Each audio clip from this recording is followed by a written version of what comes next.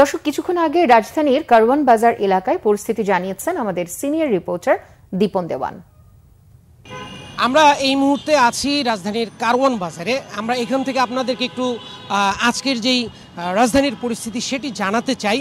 এই মুহূর্তে যেহেতু কারফিউ শিথিল রয়েছে এবং সেটি বিকেল 5টা পর্যন্ত শিথিল থাকবে, যেহেতু শিথিলের সময়টি অনেক দীর্ঘ, তাই আজকে আমরা যেটি দেখছি যে সড়কে প্রচুর পরিমাণ মানুষ রাস্তায় বেরিয়েছেন এবং এই কয়দিন আমরা যেটি দেখিনি সেটি আমরা আজকে দেখতে পাচ্ছি যে রাস্তায় একদম বাস রয়েছে, সিএনজি রয়েছে, ব্যক্তিগত যানবাহন, মানে স্বাভাবিক সময়ে যেই ধরনের যানবাহনের উপস্থিতি আমরা দেখি আজকে সেই ধরনের যানবাহনের উপস্থিতি আমরা দেখতে পাচ্ছি।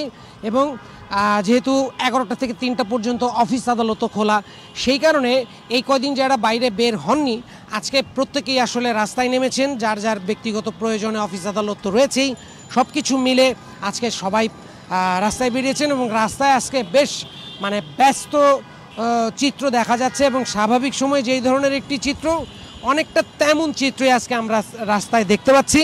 এবং এর মধ্য দিয়ে বলা যায় যে এক ধরনের স্বাভাবিকতা রাজধানীর ভিতরে ফিরে এসছে এবং সাধারণ মানুষ মোটামুটি নিরাপদে তারা যেখানে যেতে চাচ্ছেন সেখানে তারা যেতে পারছেন। এই হচ্ছে এই মুহূর্তের কারওয়ান বাজারের পরিস্থিতি।